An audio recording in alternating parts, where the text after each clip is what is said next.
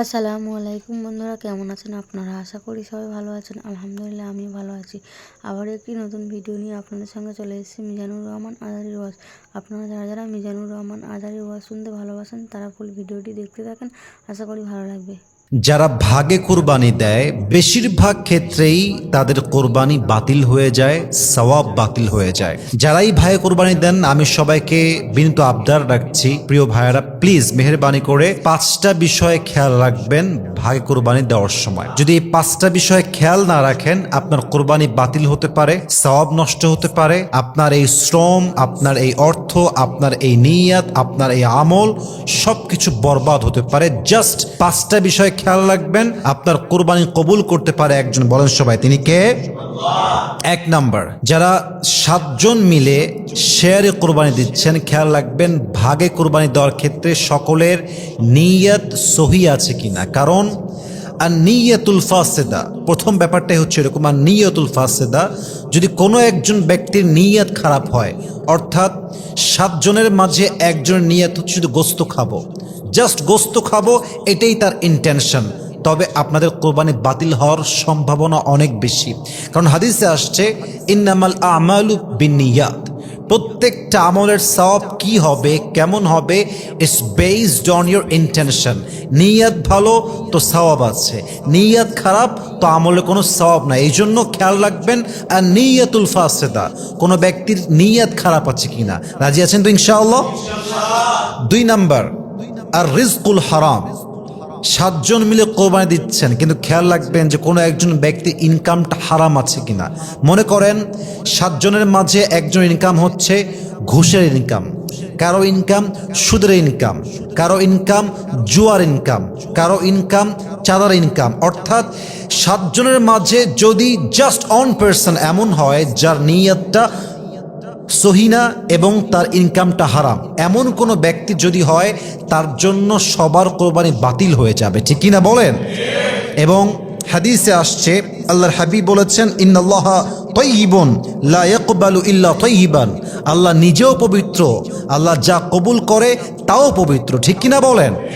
অতএব রিজিক যদি হারাম হয়, আর্ন মানি সোর্স যদি হারাম হয় কোনো একজনের, আপনাদের কোরবানি বাতিল হতে পারে। আল্লাহ বোঝার তৌফিক দান করুক। পড়েন সবাই আমিন। 3 নাম্বারটা হচ্ছে আল মুজাদালা ফিল মিলিক, ডিসপিউটস ওভার ওনারশিপ রুয়েন কোরবানি। মাথায় রাখবেন, যদি আপনার ভাগে কোরবানি দেওয়ার ক্ষেত্রে ব্যাপারটা এরকম হয় যে একজন 500 কম দিয়েছে আর একজন 500 বেশি দিয়েছে, এখন এই মালিকানা নিয়ে ঝগড়া চলছে। অনেকে বলছে এই ভুড়িটা আমি নেব কারণ আমার 500 বেশি আছে, কেউ বলছে এই কলিজা আমি নিব আমার 1000 বেশি আছে। এই যে মালিকানা নিয়ে ঝগড়া করা আপনার কোরবানির সওয়াবকে বাতিল করতে পারে, নষ্ট করতে পারে। অতএব যার যেটা ভাগ থাকবে স্পষ্ট থাকবে, কিন্তু কেউ কাউকে মালিকানা নিয়ে খোটা দিয়ে ভাগ নিয়ে ঝামেলা করে ঝগড়া করে নিয়তকে বাতিল করে কোরবানির সওয়াবকে বাতিল করা যাবে না। ঠিক কিনা বলেন? এই জন্য আপনারা মালিকানা নিয়ে ঝগড়া করবেন না। 3 নাম্বার বিষয়। 4 নাম্বার বিষয়টা হচ্ছে যে আয-যুহকু ওয়াত-তাফাখুর, এমন একটি বিষয় যেটা অনেকের মাঝে আজকাল দেখা যায়। বেশিরভাগ কোরবানি হয় শো অফের উপরে। দেখবেন যে কেউ অনেক বড় কোরবানির জন্য গরু কিনে এবং এটা সেলফি তুলে ফেসবুকে দেয়, আপনার স্টোরিতে দেয়, টিকটক মেক করে। জাস্ট একটাই উদ্দেশ্য, গরু যেহেতু বড় কিনেছি আমি, আমার ভিডিও ভাইরাল হবে বেশি। এই ভাইরালের চিন্তা, শো অফের চিন্তা আপনার সমস্ত আমলকে বাতিল করতে পারে। ঠিক কিনা বলেন? এজন্য যদি 7 জনের মাঝে যে কোনো একজন নিয়ত হয় শো অফ করা, সাবধান, জাস্টিফাই করে নেবেন। 5 নাম্বার বিষয়গুলো শেষ করতে চাচ্ছি। অনেকেই কোরবানি দেয় বাহির থেকে, যেমন আমি থাকি ঢাকাতে, আমি কোরবানি দেবো চট্টগ্রামে, রাজশাহীতে, সিলেটে, যে কোনো এক জায়গাতে। এখন 7 জন ভাগে আছি, কিন্তু 6 জন থাকি দেশের বাইরে অথবা আমাদের শহরের বাইরে। এখন যাকে আপনি দায়িত্ব দিয়েছেন সে যখন জবাই দিচ্ছে কোরবানির গরুটাকে, সে কোরবানির বিধান সম্পর্কে, জবাই এর বিধান সম্পর্কে, কেমনে কাটতে হয়, কেমনে জবাই দেওয়া লাগে, কেমনে ভাগ করতে হয়, কেমনে কি করতে হয়, he doesn't know anything about it, সে কিছুই জানে না। এখন সে কোরবানির গরু জবাই করতে গিয়ে হত্যা করে ফেললো, কথার কথা।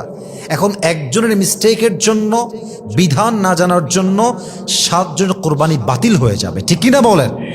এজন্য 7 জন ভাগে দিচ্ছেন, অবশ্যই মাথা রাখতে হবে সবার কোরবানি সম্পর্কে বেসিক বিধান জানা আছে কিনা, গরু জবাই করার সুন্নতি নিয়ম কি, কোন আহকাম আছে, কোন বিধান আছে জানতে হবে। অতএব খেয়াল রাখবেন, আমার দায়িত্ব টাকা দিয়ে দিলাম আর সব শেষ, তা নয়, বরং 7 জন মানুষ উপস্থিত থাকা জরুরি।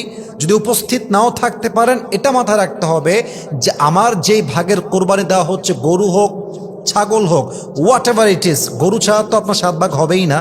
গরু যদি হয় তবে খেয়াল রাখতে হবে যে এখানে আমার এই কোরবানি দেওয়ার ক্ষেত্রে প্রভিশন তথা বিধান, হুকুম, আহকাম ঠিকঠাক আছে কিনা। আল্লাহ সবাইকে এই 5টা বিষয় বুঝে ভাগে কোরবানি দেওয়ার তৌফিক দান করুক। আমরা সকলেই জবান খুলে পড়ছি আমিন। ভিডিওটি ভালো লাগলে একটি লাইক, কমেন্ট ও শেয়ার করে পাশে থাকবেন বন্ধুরা। যারা যারা শেষ পর্যন্ত ভিডিওটি দেখেছেন তাদের জন্য অনেক অনেক ভালোবাসা থাকলো বন্ধুরা।